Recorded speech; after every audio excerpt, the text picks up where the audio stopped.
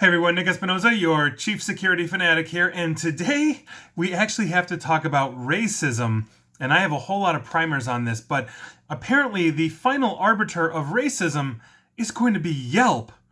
Now, here's what's going on. And before we dive in, I found this article very fascinating, disturbing, and something I think that needs to be discussed. And first things first, no sane human being likes or supports racism. I think that really honestly just goes without saying.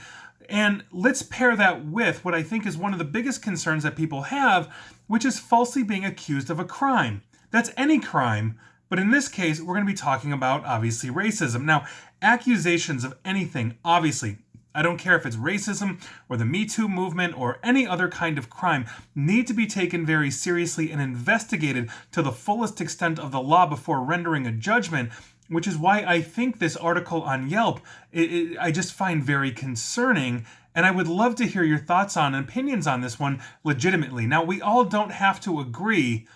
We all just hopefully have to understand that reasonable conversation on sensitive subjects may be difficult, but they're necessary for effecting positive change. So feel free to disagree with me all you want. Understand, we're both on the same team. We're just coming possibly from two different solutions, even though we agree on the problem here. And with that, let's dive into actually what's going on here and the facts of this article, because this is just fascinating and disturbing. Now, essentially this, Yelp, and I'm sure you know them, they're the local review site for things like restaurants, said that it would now start posting alerts on pages of businesses where customers or employees have actually reported incidents of racism. Now, this is the latest attempt by Yelp, who's based here in the United States, to introduce a tougher response system to confront the discrimination after the just insane killing of George Floyd up in Minneapolis. That was just absolutely horrific, and I don't think anybody would disagree with that. Now, Yelp said in a statement Thursday that it would use and I quote, business accused of racist behavior alert when there was, quote unquote, resounding evidence that a business owner or employee has taken racist actions, including the use of racist slurs or symbols. Now, this alert will always link to a news article from a, quote unquote, credible media outlet. Now, Yelp didn't elaborate on which news organizations they considered to be credible or how it defined, quote unquote, resounding evidence. Yelp's announcement here raises questions about how the company will actually enforce this initiative and how it will ensure that the businesses are not falsely associated with racism or the target of defamatory reviews, which can obviously significantly damage or even put a business out of business. And I'll talk about that in a moment. I personally obviously would not want to be a patron of an establishment that is known to be owned or frequented by, let's say, racist groups. I wouldn't want to give my money to a place that was fine with, let's say, allowing the Klan to hold rallies or gatherings in their establishment. That's just not my thing. I wouldn't want to do that, nor would I want to support that with my own money.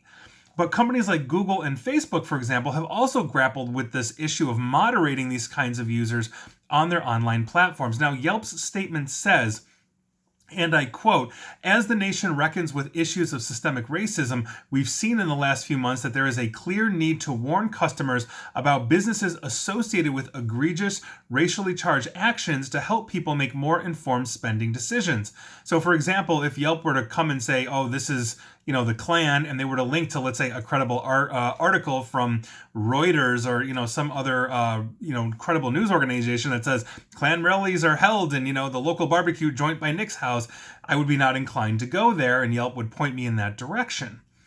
But I find this interesting too, because this is not new for Yelp, because the company has already rolled out a lower level, quote unquote, public attention alert that flags businesses whose employees have been accused of racism or the target of racist behavior.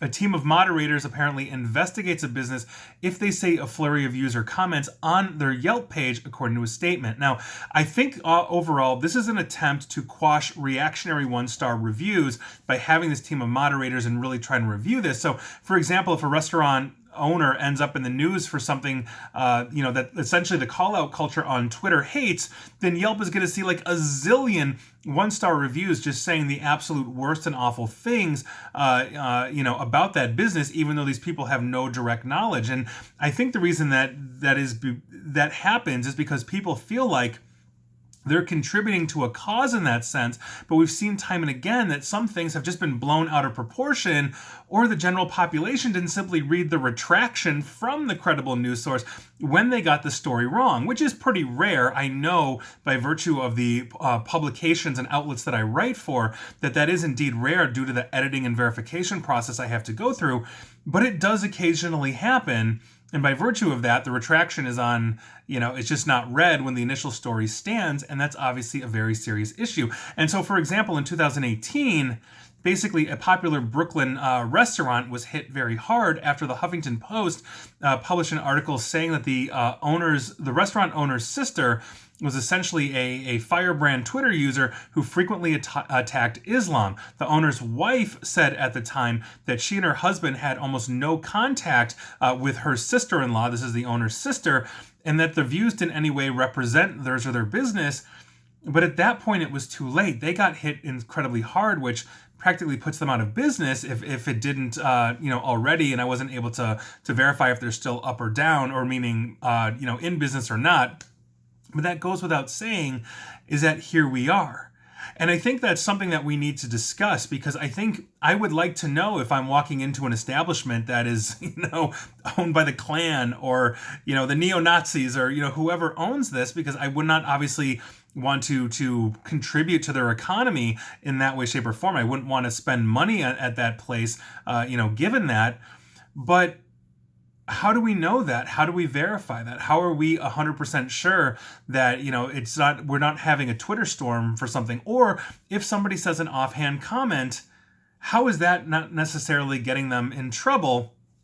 And I'm not saying that offhand comment isn't racist or something along those lines. I think there has to be a pattern. I don't necessarily know, I'll be honest with you, because I try not to have those people in my life. And if I've got friends or colleagues and stuff on social media that are using those kinds of things, they are not friends or colleagues or connections, very soon or for very long, rather, is what I mean. So I think this is something that we need to discuss. I think there has to be probably some kind of verification process, and Yelp is maybe taking a first step here that we could see a Facebook or a Google or everybody else.